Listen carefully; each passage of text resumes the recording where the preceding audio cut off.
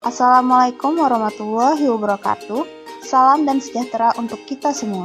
Kami dari kelompok 4 kelas 3B Prodi Biologi UIN Raden Intan Lampung yang beranggotakan Afrilia Siskayanti, Ginda Ayu Kinasih, Hana Putriana, dan Muhammad Yusuf.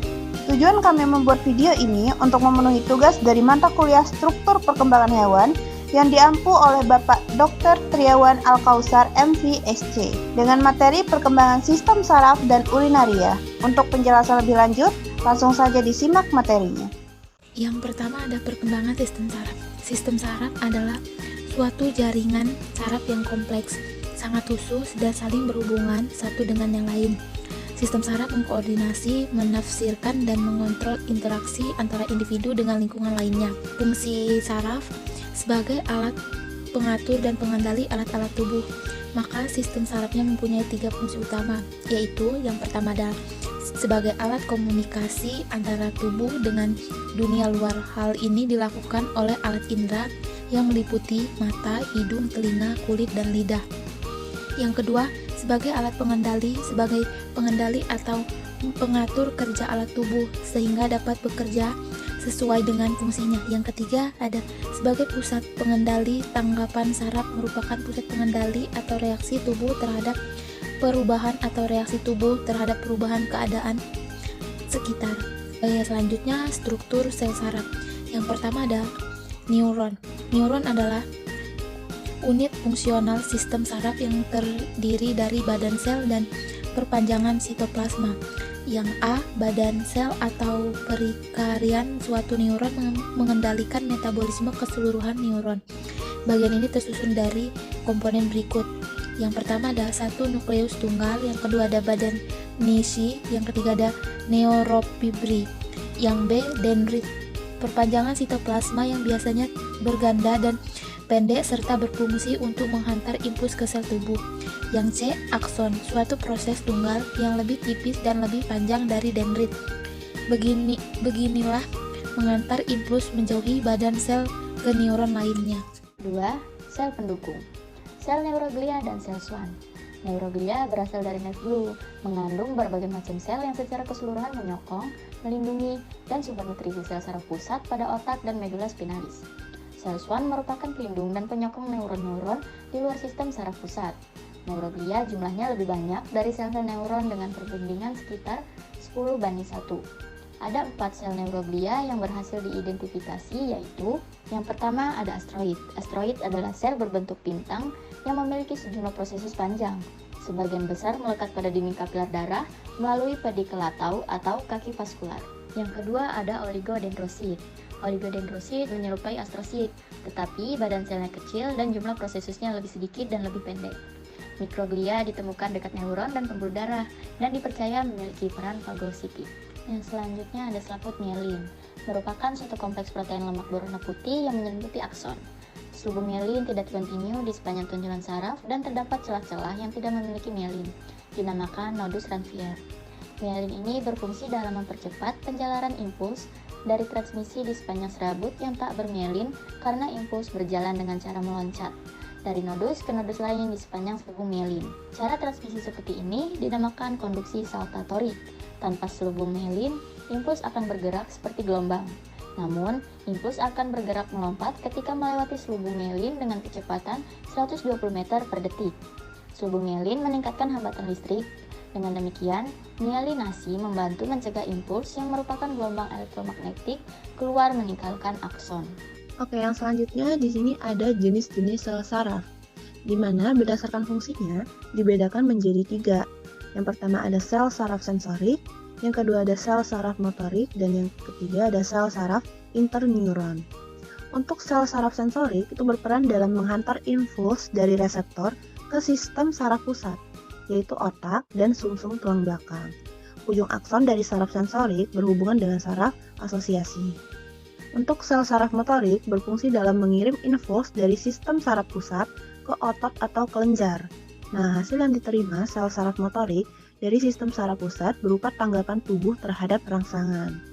Lalu yang terakhir untuk sel saraf interneuron atau yang biasa disebut juga sebagai sel saraf penghubung berfungsi menghubungkan sel saraf motorik dengan sel saraf sensorik atau berhubungan dengan sel saraf lainnya yang ada di dalam sistem saraf pusat. Nah, letak sel saraf interneuron banyak ditemukan di dalam sistem saraf pusat. Oke, untuk selanjutnya kita masuk ke perkembangan sistem urinaria. Di mana untuk pengertian urinaria tersendiri adalah suatu sistem di mana terjadinya proses penyaringan darah sehingga darah bebas dari zat-zat yang tidak dipergunakan oleh tubuh dan menyerap zat-zat yang masih dipergunakan oleh tubuh.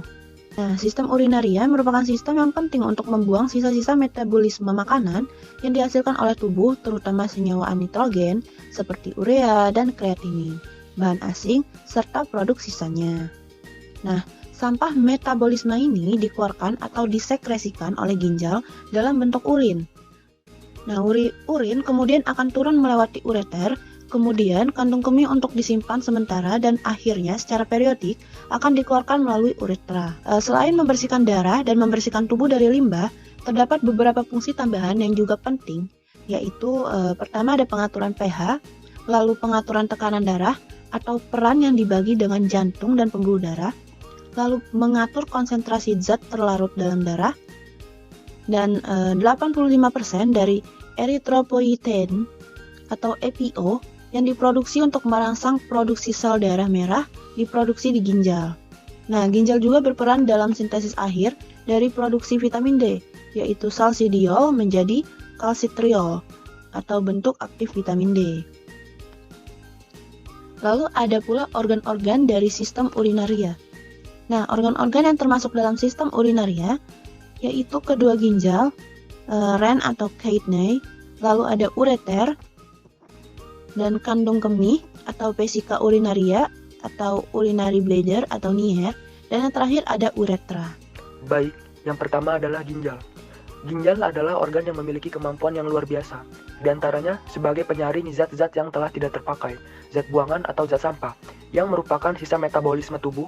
Setiap harinya, ginjal akan memproses sekitar 200 liter darah untuk menyaring atau menghasilkan sekitar 2 liter sampah dan ekstra kelebihan air.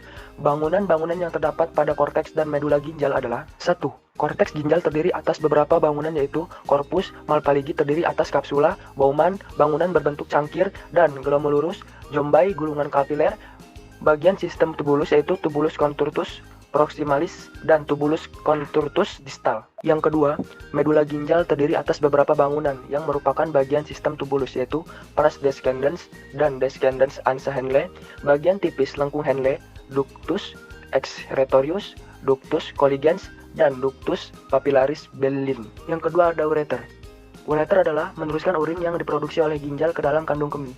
Bila ada batu di saluran ini, akan menggesek lapisan mukosa dan merangsang reseptor saraf sensoris sehingga akan timbul rasa nyeri yang sangat amat dan menyebabkan penderita batu ureter akan berguling-gulung. Keadaan ini dikenal sebagai kolik ureter. Secara histologik, ureter terdiri atas lapisan mukosa, muscularis, dan adventitia. Lapisan mukosa terdiri atas epitel transisional yang disokong oleh lamina propria. Epitel transisional ini terdiri atas 4-5 lapis sel. Yang ketiga, kandung kemih. Kandung kemih terdiri atas lapisan mukosa, muscularis, dan serosa adventitia. Mukosanya dilapisi oleh epitel transisional yang lebih tebal dibandingkan ureter. Terdiri atas 6-8 sel dengan jaringan ikat longgar yang membentuk lamina propria di bawahnya. Tunika muscularisnya terdiri atas berkas-berkas serat otot polos yang tersusun berlapis-lapis yang arahnya tampak tak membentuk. Dan yang keempat ada uretra. Panjang uretra pria antara 15-20 cm dan untuk keperluan deskriptif terbagi atas 3 bagian yaitu yang pertama ada pars prostatica, yaitu bagian uretra memulai dari muara uretra pada kandung kemih hingga bagian yang menembus kelenjar prostat. Pada bagian ini bermuara 2 saluran yaitu ductus ejaculatorius dan saluran keluar kelenjar prostat. Dan yang kedua, pars membrancea, yaitu bagian yang berjalan dari puncak prostat di antara otot rangka pelvis menembus membran perineal dan berakhir pada bulbus corpus cavernosus uretra. Dan yang ketiga, ada pars cavernosa atau spongiosum, yaitu bagian uretra yang menembus corpus cavernosum dan bermuara pada glans penis. Baik, sekian penjelasan materi dari kami ucapkan terima kasih. Wassalamualaikum warahmatullahi wabarakatuh.